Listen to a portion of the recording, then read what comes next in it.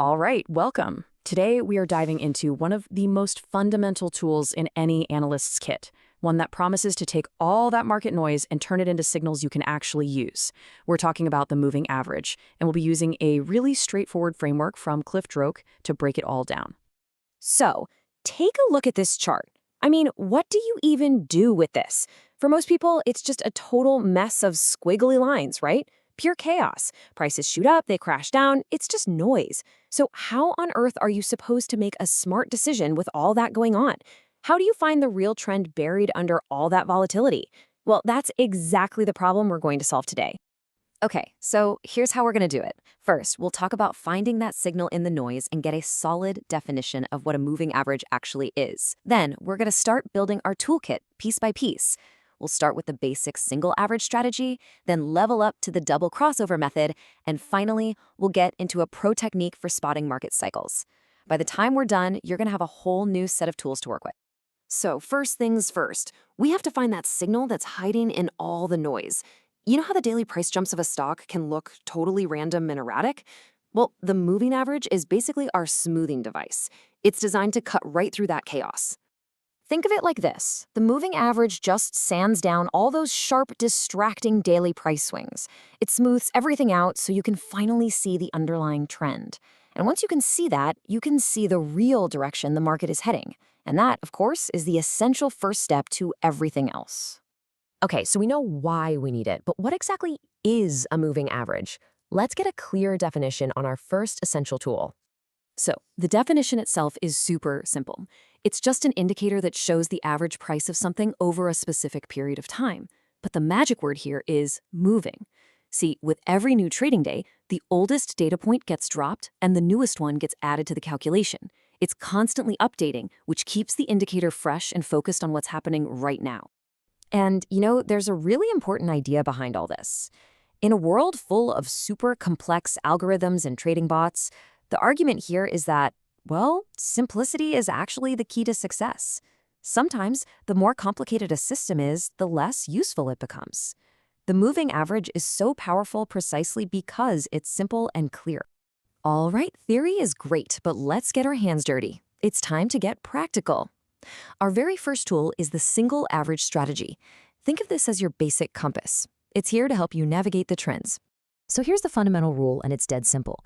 It's a visual trigger. When the price line crosses above the moving average line, that suggests upward momentum. That's your potential buy signal. And when it falls below the line, that suggests downward momentum, your potential sell signal.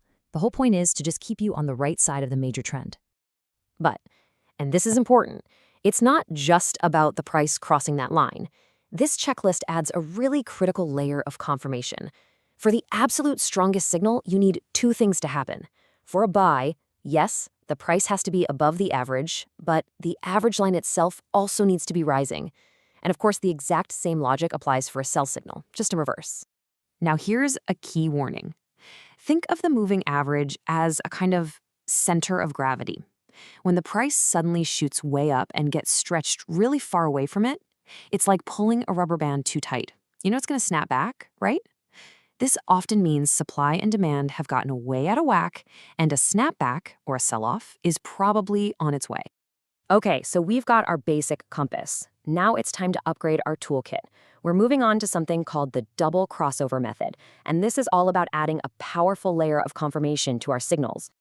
So why use two averages instead of one? Well, it's a trade-off. The single average, it's fast, it's responsive, but because of that, it can give you a lot of false signals. The double average method, on the other hand, is a bit slower, but it's designed specifically to filter out a lot of that noise. The idea is that you'll get fewer signals, but the ones you do get will be higher quality. So here's how the double crossover method works. You just plot two moving averages on your chart.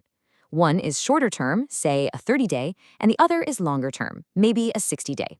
The short one tells you about recent price action, while the long one shows you the more established trend.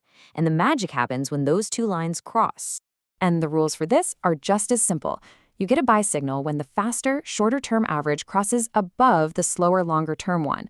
This suggests that the recent momentum is turning positive and it's actually starting to overtake the established trend. And a sell signal? You guessed it. It's the exact opposite. The short-term line crosses below the long-term one. Okay, we've got our basic tools down. Now we're going to get into what the source calls a little-known and widely overlooked technique. This is where we move beyond just following trends and start actively spotting the underlying cycles in the market. This is a real pro-level insight, so pay close attention. And this requires a huge shift in how you think.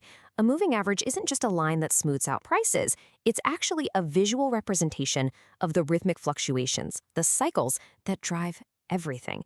And honestly, once you start seeing it this way, you can't unsee it. So what are we looking for? Well, this gives us a really concrete visual cue. See, a cycle doesn't just bottom out wherever. On your chart, the moving average line itself will often form this distinct bowl shape.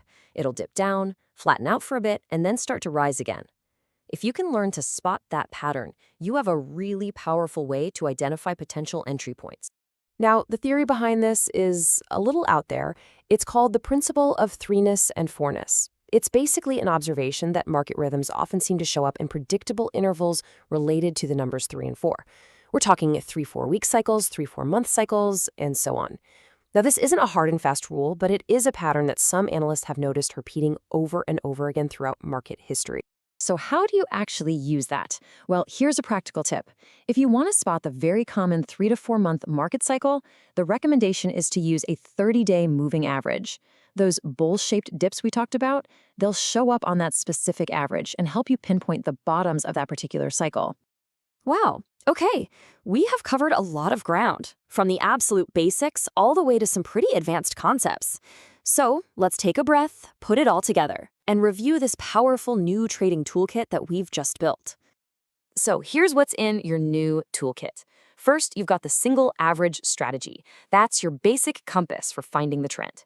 Then we added the double crossover method. That's your confirmation layer, designed to cut down on false starts. And finally, you got that pro-level insight, cycle spotting, using those telltale bowl-shaped dips to find potential market bottoms. But here's something you absolutely have to remember. These are powerful analytical tools. They are not magic crystal balls. They're here to help you understand what the market is doing, to identify trends, to spot cycles.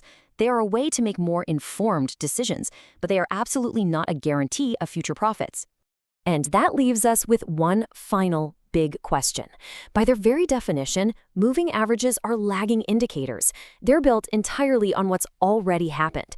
So the great debate is, how can a tool that only ever looks backward possibly help us navigate what's coming next? And that, well, that's a question every single trader has to answer for themselves.